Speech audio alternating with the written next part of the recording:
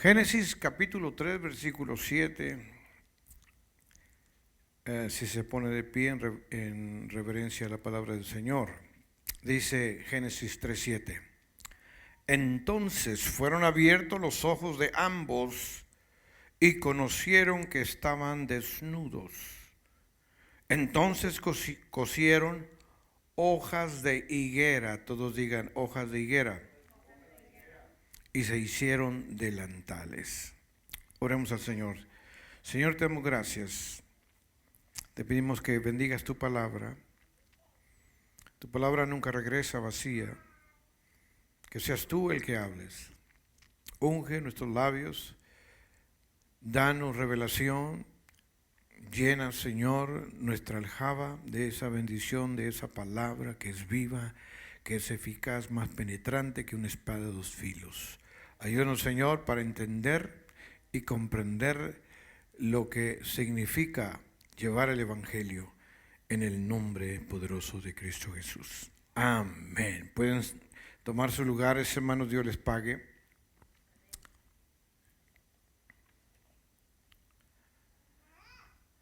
Aquí el Señor había dado una orden a los primeros pobladores, que fueron Adán y Eva. Y una tercera figura que aparece en la palabra del Señor es el diablo, Satanás, la serpiente antigua. El diablo tentó a nuestros primeros padres a pecar para poder comer del fruto prohibido. Y ese fruto prohibido se llama o se llamaba el árbol de la ciencia del bien y del mal. El haber comido es un punto muy bueno, pero también el segundo punto es la desobediencia a Dios. El diablo es astuto, es engañador, es el padre de la mentira. Y él siempre prueba métodos, sistemas para hacer caer a la gente.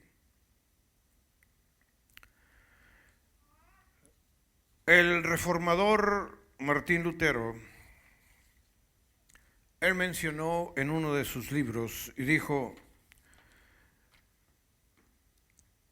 Dios el Satanás, la serpiente antigua, destruyó la simiente que Dios había hecho única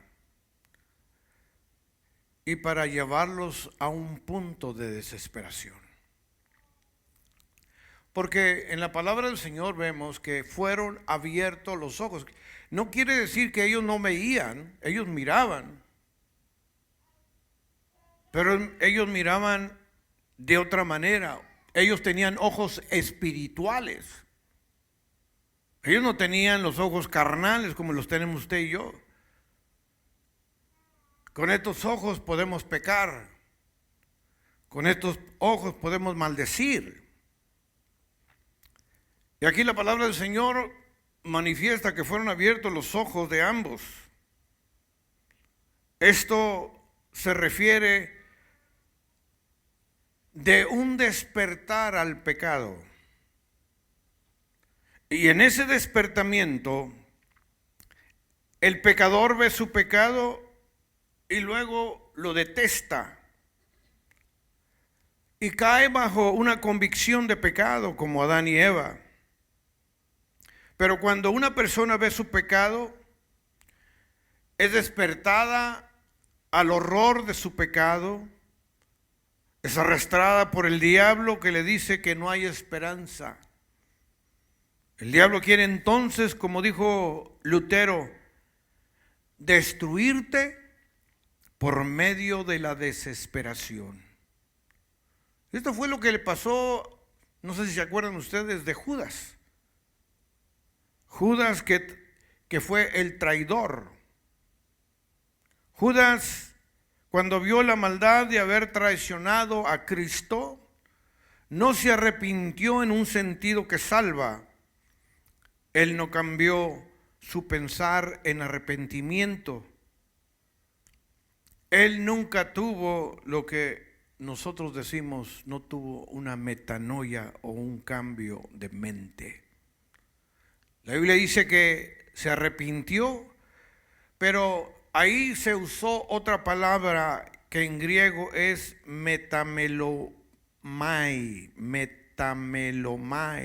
que significa remordimiento. Una cosa es arrepentimiento, otra cosa es remordimiento.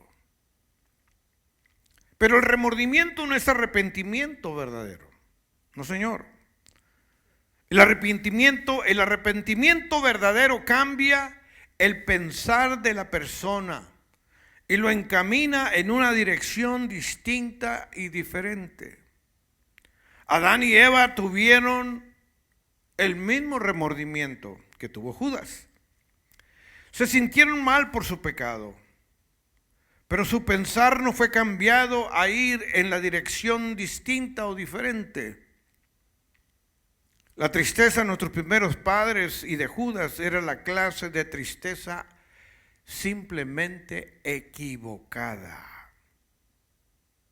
En la Biblia es muy tajante y lo llama la tristeza del mundo. Si usted va a la palabra del Señor, ahí en 2 Corintios 7:10, dice, porque la tristeza que es según Dios produce arrepentimiento para salvación, de que no hay que arrepentirse, pero la tristeza del mundo produce muerte. Cuando la convicción le llega al pecador, al principio o a menudo será la tristeza del mundo que produce muerte. En vez de sentir tristeza por ofender a Dios por su pecado, el pecador medio despierto a menudo simplemente sentirá una tristeza del mundo que produce muerte. La palabra del Señor menciona, porque la paga del pecado es muerte. Sentir angustia. El hombre va a sentir una angustia, pero en el alma. Y va a ser una tristeza egocéntrica. De hecho, siente lástima por sí mismo, mas no tristeza que es según Dios, de lo que él, el hombre, lo ha ofendido por romper sus leyes y se ha rebelado contra Dios en su corazón. Cuando se rompe todo eso, hermanos, hay una separación. Si usted lee todo el capítulo completo, nos damos cuenta que la mujer fue la que indujo al hombre a comer del fruto prohibido. Y cuando Dios se da cuenta, la primera cosa que hizo el hombre, se dio cuenta que estaban desnudos. Antes no se habían dado cuenta, porque ellos conocieron el bien y el mal. Cuando el hombre conoce el bien y el mal y no lo hace bien, pues entonces está violando la ley de Dios.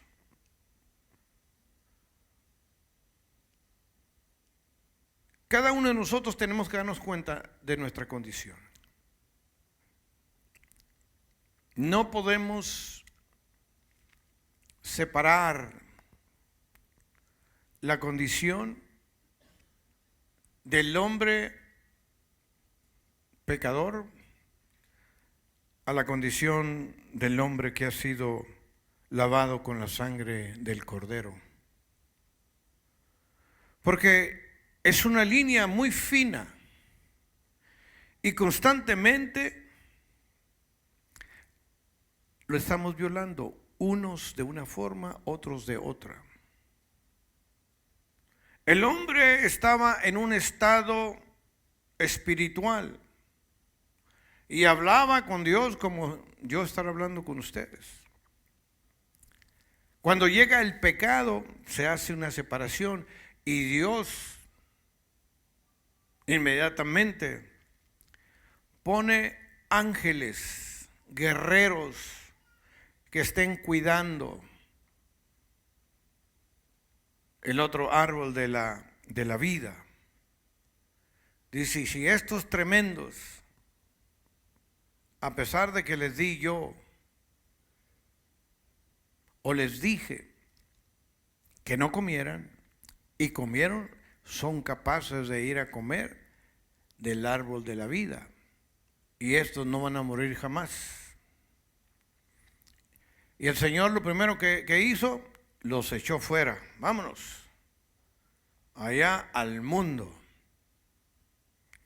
Lo más tremendo es que el hombre nunca ha entendido ese concepto de que Dios quiere de cada uno de nosotros que vivamos una vida limpia, una vida santa, una vida sin pecado. Adán y Eva sintieron esta primera clase de tristeza.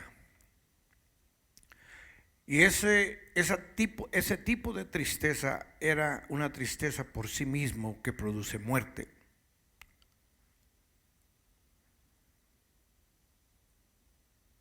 Hay mucha gente que se le habla y se le explica por qué no deben de vivir ese tipo de vida, por qué no deben estar viviendo ese tipo de vida. La gente nomás dice que sí, pero nunca se arrepiente. La gente puede llorar, puede declarar su tristeza, su agonía o su pecado, pero entendemos que ese es un arrepentimiento falso, un arrepentimiento de un tiempo nada más. Porque ese tipo de arrepentimiento es más que tristeza por ellos mismos. Tristeza de que se hallan en una situación terrible, pero no sienten la tristeza por ofender a Dios. Solamente sienten lástima por sí mismos. Muchos de nosotros hemos aprendido a distinguir la diferencia entre la lástima por sí mismo y la tristeza que es según Dios por ofender a Dios. A veces no nos damos cuenta y estamos ofendiendo al Señor. Ofendemos a Dios con nuestra conducta, con nuestra forma de ser. Cuando alguien es despertado a su condición pecaminosa, a menudo ese tipo de gente se aparta a tener lástima por sí mismo.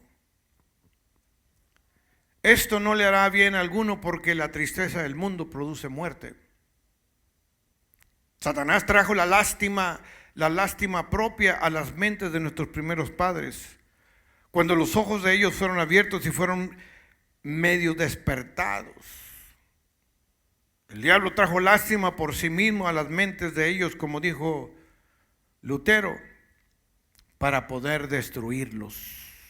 Porque la lástima por uno mismo hace exactamente eso, te destruye, no te lleva a Cristo. Te lleva a la destrucción como con Judas.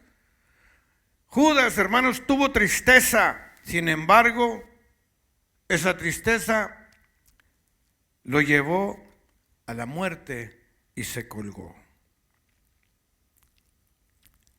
La tristeza del mundo produce muerte. En vez de sentir lástima por ti mismo, debes sentir tristeza de que hemos ofendido a Dios y has roto sus leyes como si no significaran nada. Adán y Eva fueron despertados a su condición pecaminosa, pero no sintieron dolor por desobedecer a Dios. La convicción de pecado de ellos era vacía. Y debo decirte que te puedes sentir triste, te puedes sentir o puedes sentir un gran dolor y aún no ser despertado a ver que has deshonrado a Dios y le has despreciado. Su amor como si no valiese nada. Cuando un pecador está en este estado superficial de despertamiento, es muy lamentable que Dios no puede ayudarlo. Un hombre llamado Ian Murray dijo: bajo la convicción de los individuos comúnmente tratan de cambiar su conducta, y el arrepentimiento que Dios exige no es un cambio parcial ni un sentimiento de tristeza temporal, sino un completo cambio de vida. Entonces tiene que haber un cambio completo en nosotros. Ese cambio de vida completo viene cuando el pecador al fin ve que no es capaz de tal cambio completo por sí solo. Nosotros mismos no podemos cambiar. Es como el borracho. Usted pregúntele a un borracho o a un alcohólico cuándo va a dejar de tomar, y ellos van a decir: yo puedo dejar de tomar cuando yo quiera. Es mentira. Un alcohólico no puede dejar de tomar por sí mismo. Tiene que tener una ayuda. Es como si alguien te amordaza, alguien te amarra las manos y quieres salir del cuarto y no puedes, porque estás amordazado, porque estás amarrado. No hay oportunidad de salir. Pero cuando alguien viene y te desata, cuando alguien viene te libera, es cuando tú eres una persona libre. Puedes abrir la puerta, puedes tumbar la puerta, puedes hacer lo que tú quieras, porque así ha venido el Señor, a tumbarnos la puerta y a darnos libertad en Cristo Jesús, Señor nuestro. Alabado sea Cristo. Ese cambio tiene que ser un cambio de vida completo. Viene cuando el pecador al fin ve que no es capaz de tal cambio. Y a veces nos damos cuenta demasiado tarde. No queremos cambiar. Mientras más tratamos de cambiar, intentamos cambiar, más imposible se hará. El pecado revive tu muerte, como lo puso el apóstol Pablo en Romanos 7:8.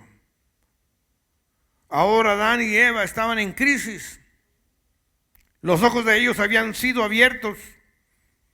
Ellos ya se dieron cuenta que eran pecadores. Pero como dijo el escritor Murray, bajo la convicción de los individuos comúnmente, ellos tratan de cambiar su conducta. A veces queremos cambiar, pero no podemos. Hay una fuerza que se opone a que nosotros podamos cambiar.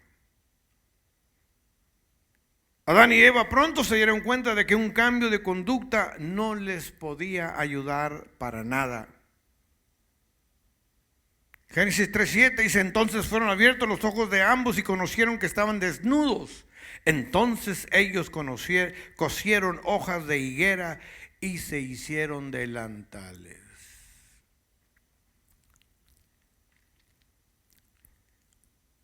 Aquí, hermanos, es el punto temático de este mensaje.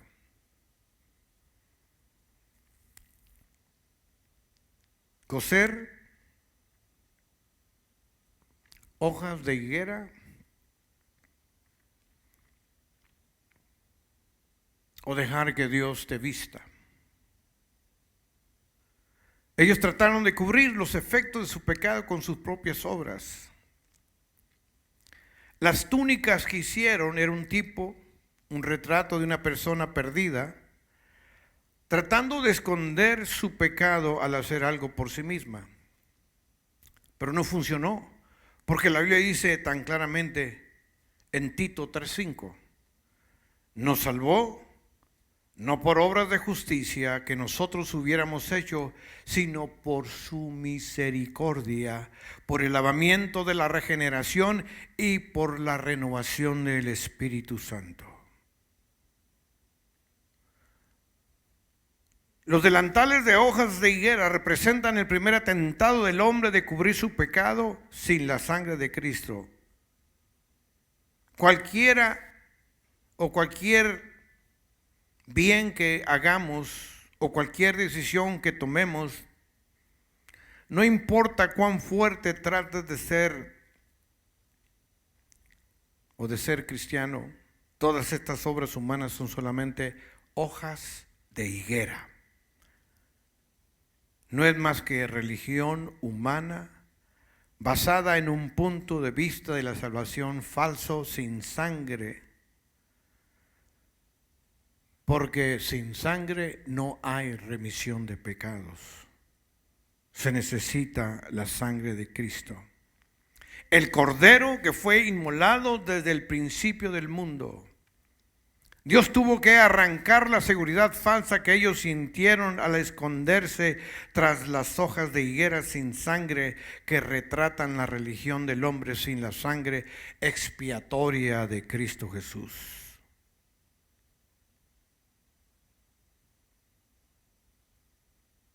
Dios llevó a esta gente a ver que no hay salvación en las hojas de higuera,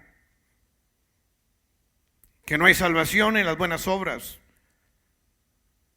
porque ellos eran culpables y no podían esconderse de Dios ni tampoco de su pecado. Cuando al fin todas sus excusas se acabaron y fueron convictos por completo, entonces Dios mismo los limpió de su pecado y los vistió en una piel con sangre. Y ahí en Génesis 3:21 podemos entender que Dios fue el diseñador del nuevo vestido. Y Jehová Dios hizo al hombre y a su mujer túnicas de pieles y los vistió. Estas túnicas representaban a Cristo, vistiéndolos con su propia justicia.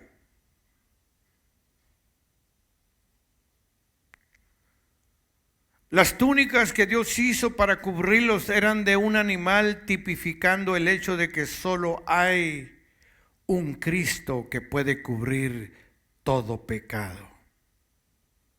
Además, se tenía que derramar la sangre del animal del cual se tomaba la piel. Y esto demuestra el poder de la muerte de Cristo al expiar por el pecado.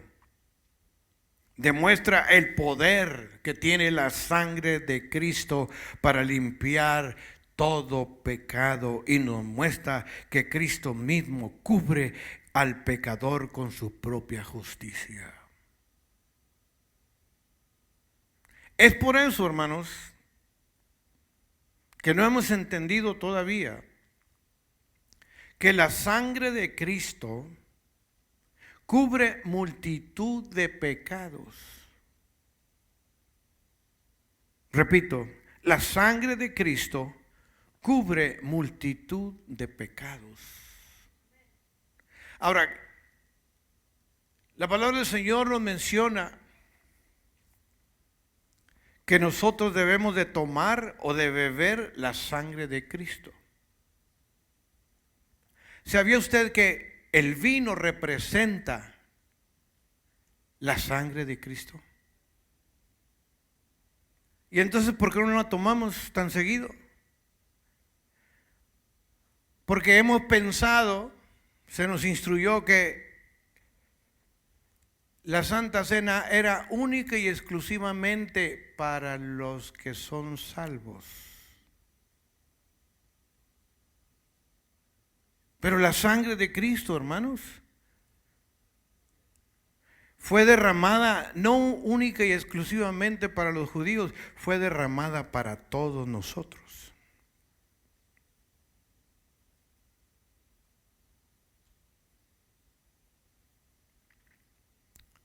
Muchos de nosotros vivimos cansados por la carga del pecado. Y cuando ya estemos cansados de jugar tratando de salvarnos a nosotros mismos, tratando de ser distintos y ser buenos, tratando de cubrir tu pecado con hojas de higuera. Cuando te des cuenta de que nada de lo que hagas o esperas hacer en el futuro puede limpiarte y cubrir tus pecados, entonces y hasta entonces entenderás la famosa canción que dice que la sangre de Cristo nos cubre de todos nuestros pecados.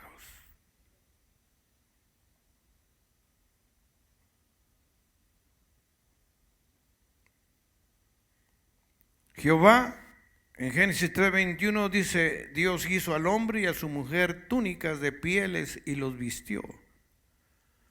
Había que derramar sangre, había que sacrificar a un animal para que ellos fueran vestidos en la piel del animal.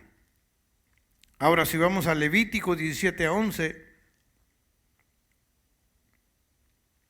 la última cláusula en voz alta, comenzando con las palabras, la misma sangre, porque la misma sangre hará expiación de la persona. Levítico 17:11. Aquí vamos a subrayar la palabra expiación. En el margen, al costado de ella, escribe cubrir.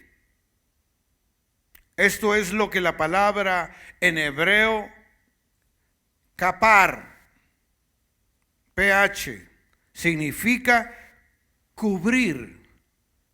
Kapar significa cubrir. Y ahí es lo que nos dice la palabra del Señor en Levítico 17:11, la misma sangre hará expiación por la persona.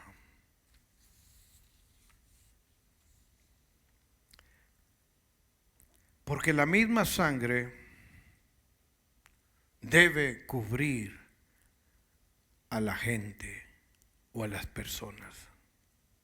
La sangre de Cristo desde la eternidad pasada, óigalo bien, la sangre de Cristo desde antes de la eternidad pasada cubre los pecados de aquellos que confían en Él.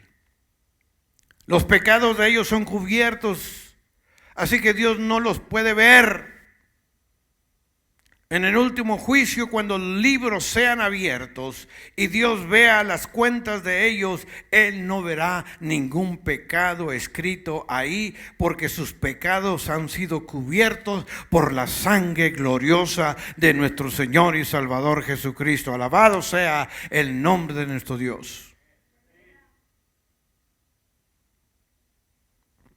Alguien dijo una vez que cubrir era un concepto del Antiguo Testamento que no se halla en el Nuevo Testamento.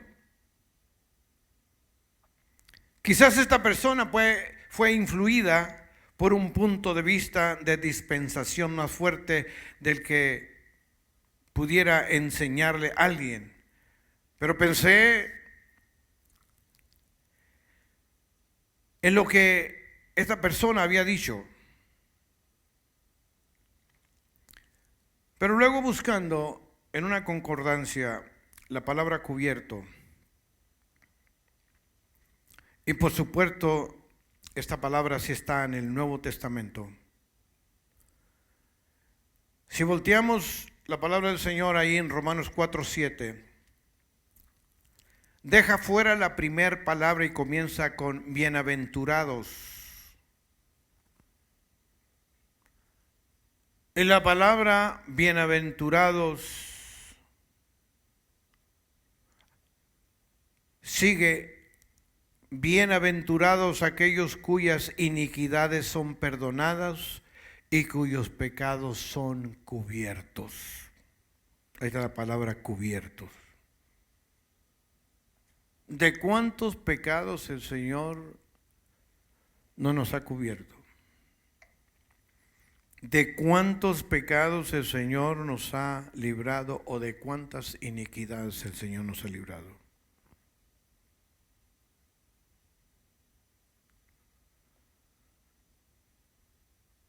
Hay una cita en el Nuevo Testamento, un verso del hebreo del Antiguo Testamento, la palabra griegas fueron seleccionadas por el Espíritu Santo para traer esta luz del hebreo, porque toda escritura es inspirada por Dios. O sea, lo que lees en el Antiguo y lo que lees en el Nuevo Testamento, toda la palabra es útil y es inspirada por Dios.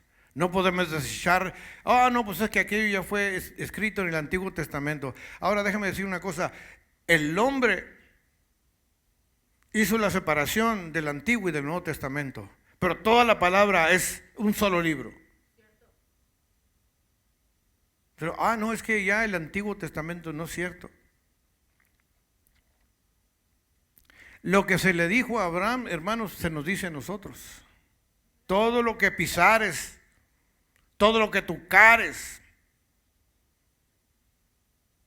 será bendito.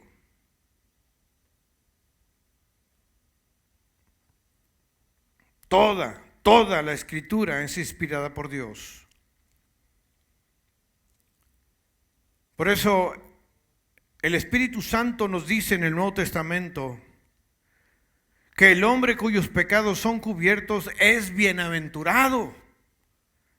La palabra griega traducida cubierto es epikalupto y significa cubrir o esconder.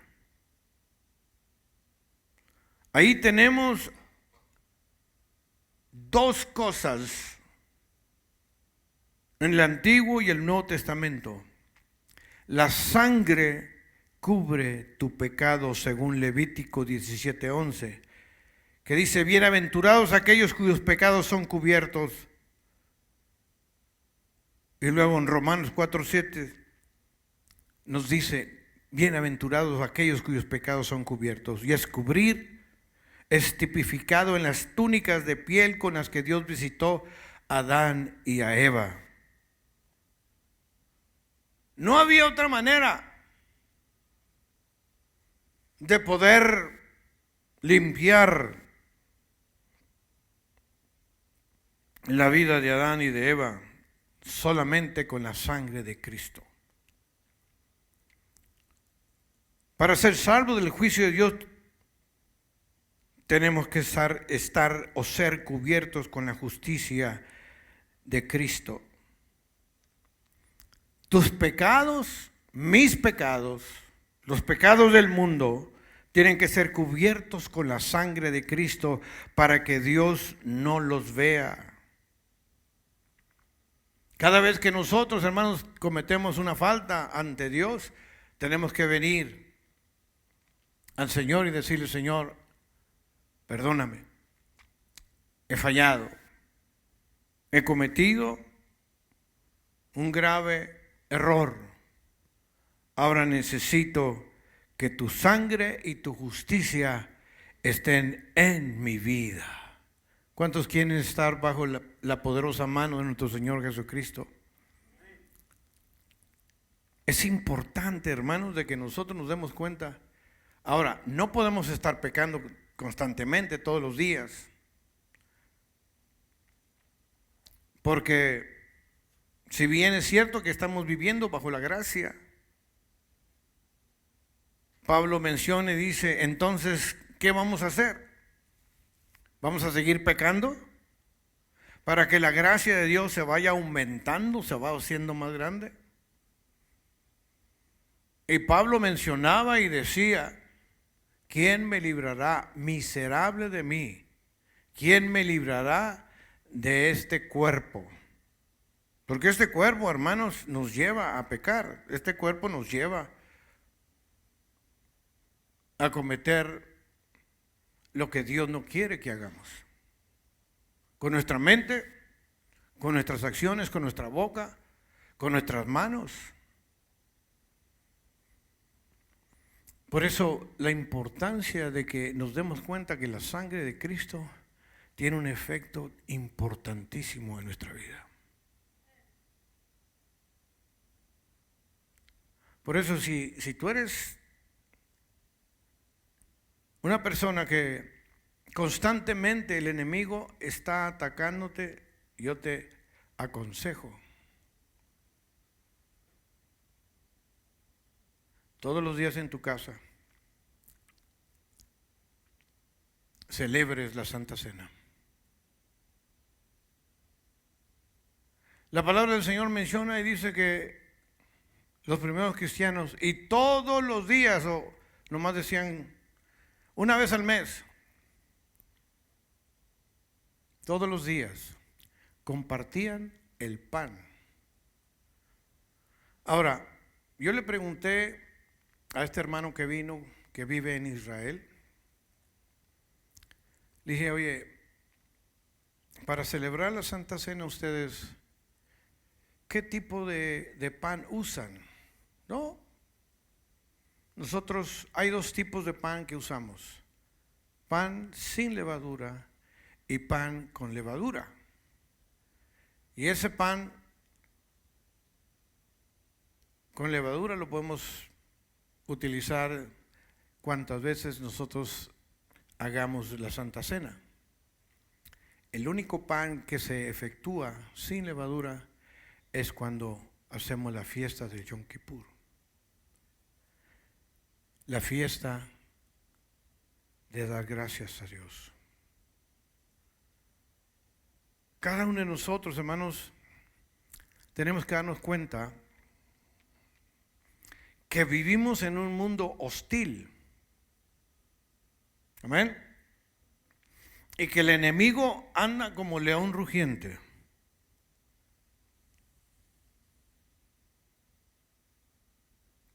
Que el Señor, hermanos, derramó su sangre preciosa en la cruz del Calvario como prevención, algo preventivo.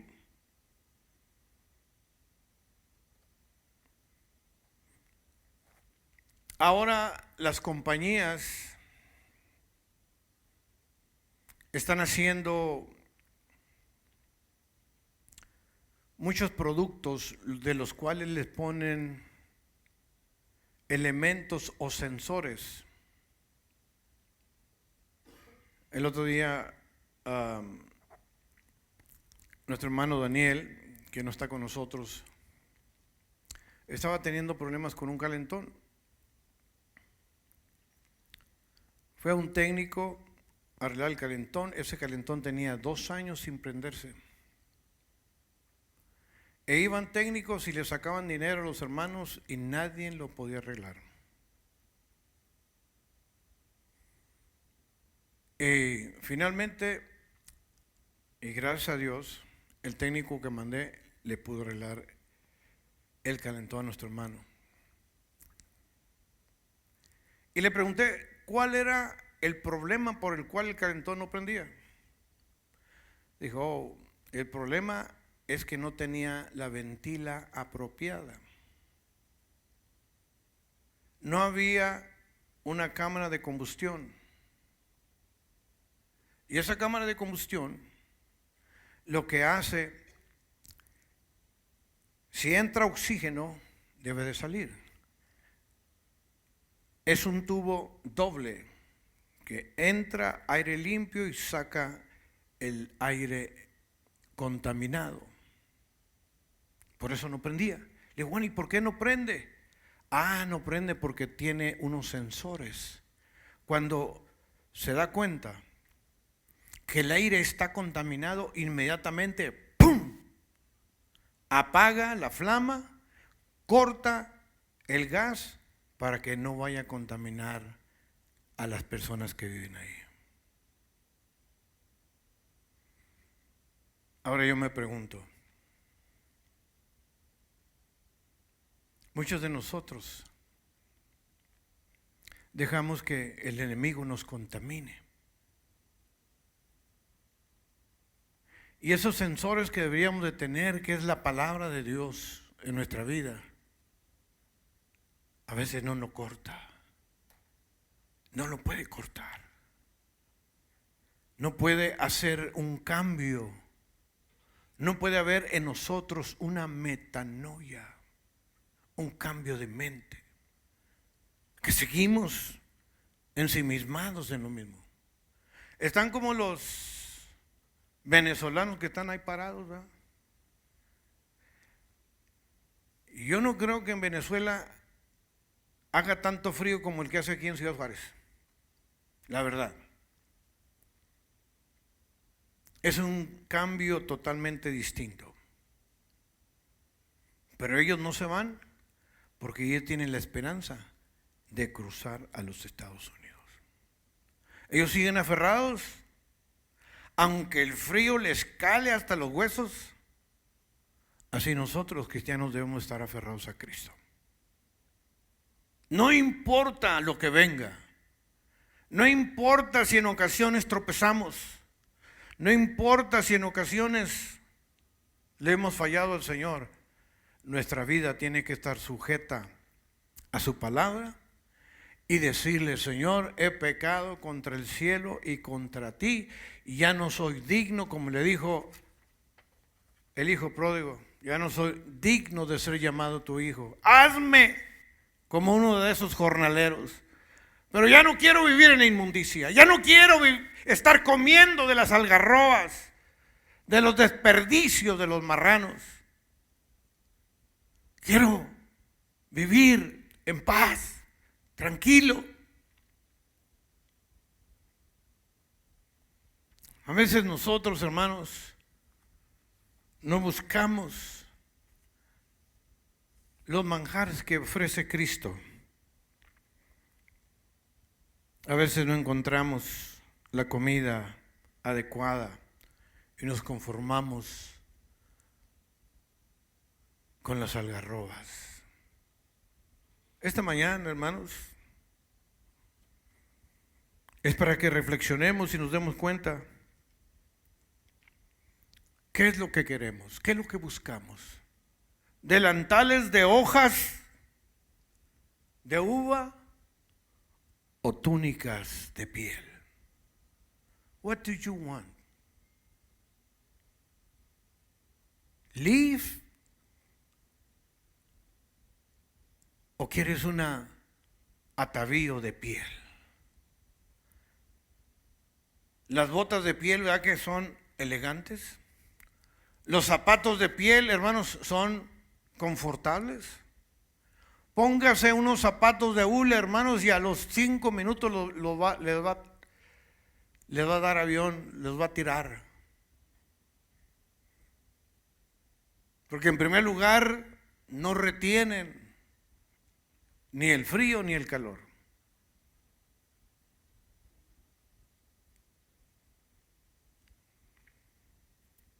Nosotros, hermanos, tenemos que cambiar. Dejar que el Señor entre a nuestra vida. Es cierto que batallamos. Es cierto que no somos perfectos. Levante la mano el que se sienta perfecto.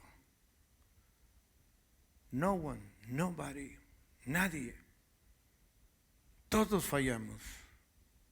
Todos le fallamos a Dios, de una forma o de otra. Pero tenemos que sacudirnos. No quedarnos tirados ahí en el piso.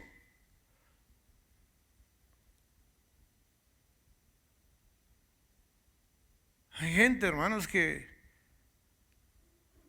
quiere vivir una vida o una dualidad o una doble vida.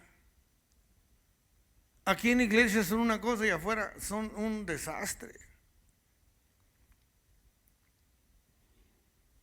A veces venimos aquí a la iglesia y tiramos la lagrimilla, nos levantamos y allá somos terribles. Ahora, la pregunta: ¿Dios nos va a juzgar sí o no? Dios va a juzgar nuestros hechos. Él tiene una computadora mejor que la computadora que se haya hecho aquí en los Estados Unidos, donde Él va a sacar todo. ¿Te acuerdas tal día, tal hora? Dijiste esto y esto y esto y esto y esto. Ofendiste, golpeaste, mataste con tus hechos a una persona.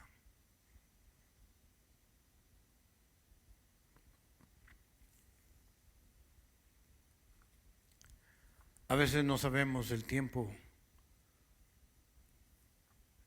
o los tiempos de nuestro Dios.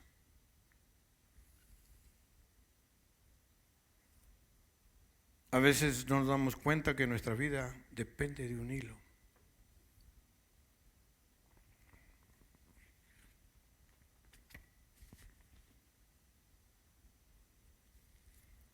Platicaba con el hermano Mike y él tiene un testimonio tremendo, aparte de lo que el Señor ha hecho con su vida. Hoy, hace 8 días, el domingo pasado, sale el hermano Mike en el carro de esta niña a ponerle gasolina. Se sube aquí por la Montana. Venían 2 carros, según dice Mike, que venían corriendo, venían compitiendo a más de 100 millas por hora. De una forma u otra, él trató de evadir y lo único que hizo, vio el carro que venía, el carro le pegó por detrás, el carro lo hizo toro, lo destruyó. Ya está que esta niña no tiene carro ahora, se quedó sin carro, su papá le va a comprar una motocicleta para que se vaya a la escuela allá a Las Cruces. Amén.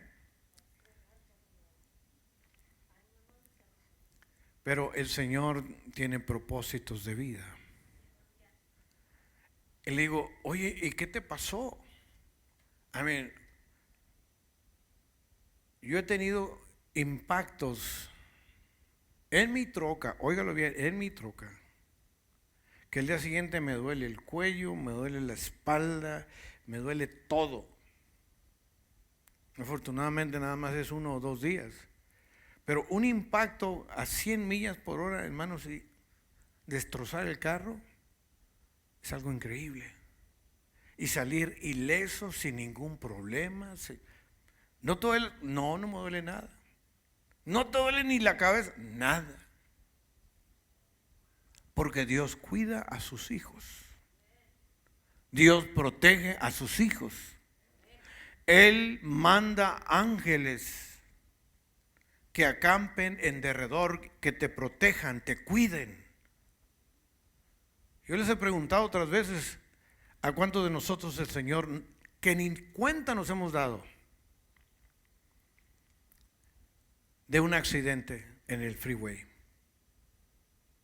Todos los días hay accidentes y hay muertos. Todos los días. ¿Y de cuántos accidentes el Señor no nos ha librado? Por eso nosotros, hermanos, tenemos que ser fieles a Él. Dele todo al Señor. Al cabo, mire, hermano,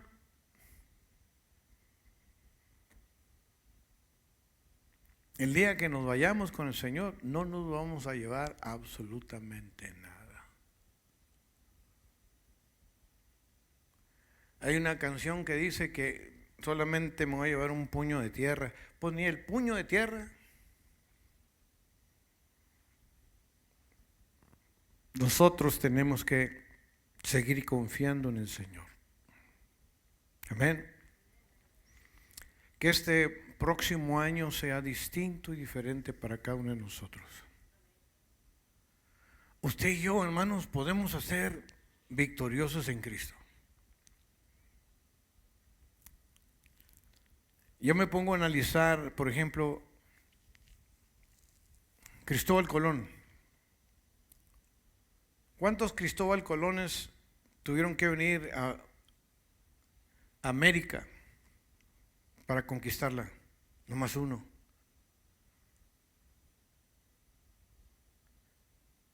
¿Y en cuántas embarcaciones vino? ¿Ah? Nada más 3. La Niña, la Pinta y la Santa María. Y él pensó que había llegado a México o a los Estados Unidos. Llegó a una isla.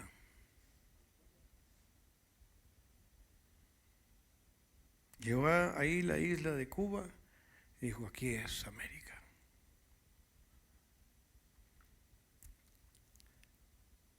¿Cuántos de nosotros estamos dispuestos a embarcarnos y lograr nuestros sueños y nuestros anhelos?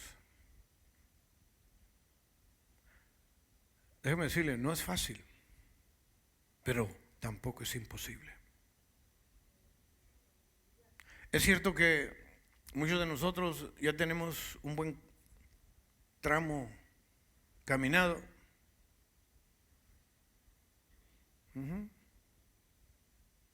Pero hay que caminar la milla extra, the extra mile.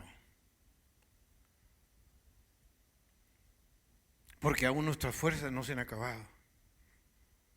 Aún el Señor nos sigue manifestando su poder, su gloria en nosotros. Y nosotros tenemos que ser victoriosos en nombre de Cristo. Un solo hombre, óigalo bien, un solo hombre, Napoleón Bonaparte, estuvo a punto de conquistar todo el mundo y estaba de este tamaño así.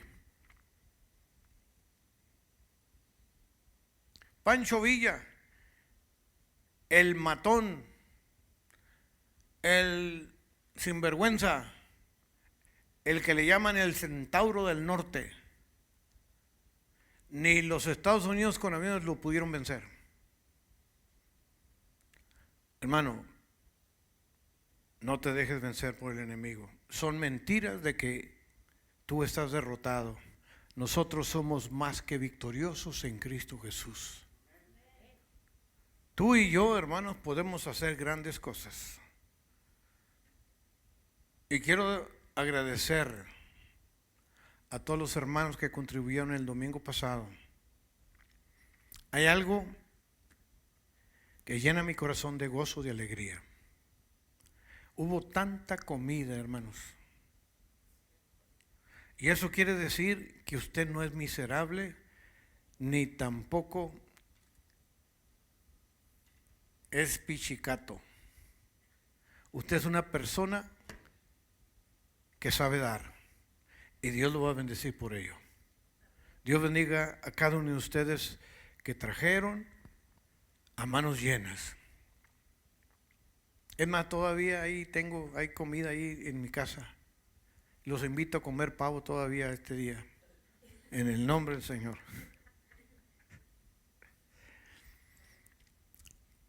Jamón y todo lo demás. La ambrosia. Rica. Gracias, gracias. Porque eso me demuestra que sí se puede. Que sí podemos lograrlo en el nombre de Cristo. Puestos de pie, hermanos.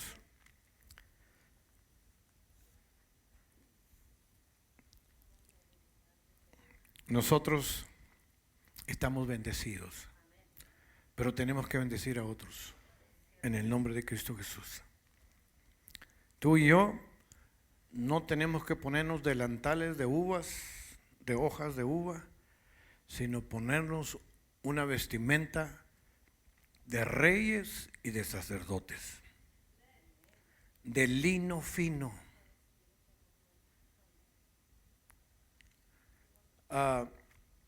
Hay unas sábanas que son de puro lino. La persona que se acuesta en una sábana o en una cama con sábanas de lino, oiga, hermano, se sienten como reyes. Pues ¿sabe qué? El Señor así nos tiene de chiples. Nos ha puesto manjares suculentos a nuestro paladar y nos ha dado vida, vida abundante en el nombre de Cristo. Oremos al Señor. Gracias te damos, Señor, por tu palabra. Te pedimos que tú nos bendigas y nos ayudes, que seamos victoriosos en el nombre de Cristo. Ya es tiempo de vestirnos como reyes y como sacerdotes, como embajadores del reino, representando el reino de Dios. Nosotros tenemos la autoridad, tenemos el poder para echar fuera demonios. Nosotros somos los emisarios del Rey de Reyes y Señor de Señores. Nosotros tenemos la autoridad aquí en la tierra para atar y desatar toda enfermedad, toda cosa maligna que venga y ataque a la iglesia en el nombre de Cristo Jesús. Usted y yo somos más que vencedores. Todo lo podemos en el nombre de Cristo, como dijo Pablo. Ayúdanos, Señor, a vencer las tentaciones. Ayúdanos a vencer las cosas contrarias que vengan a nuestra vida y que podamos ser más que vencedores. Ayuda, Señor, a tu iglesia. Ayúdanos, Señor, a luchar en contra de Satanás, en contra de las fuerzas malignas. Satanás está fuera, no está adentro. Lo echamos fuera de aquí en el nombre de Cristo Jesús. Gracias te damos, Señor, por tu palabra. Que tu palabra nunca regrese vacía. Ayúdanos, Señor, en esta semana que comienza, que podamos ser de bendición a otros y que tú nos ayudes, que tú nos bendigas. Prospéranos, Señor, en todo. Que tu iglesia sea prosperada. Bendice, Señor, a cada uno de mis hermanos aquí presentes. Llénalos, Señor, de gracia, de virtud, de poder, de un don especial. Que podamos hablar tu palabra con denuedo afuera, a tiempo y fuera de tiempo. Gracias te damos, Señor, por este día. Te pedimos, Señor, que nos despidas en paz, pero nunca tu presencia, en el dulce nombre de Cristo Jesús. Y el pueblo del Señor dice, amén, amén.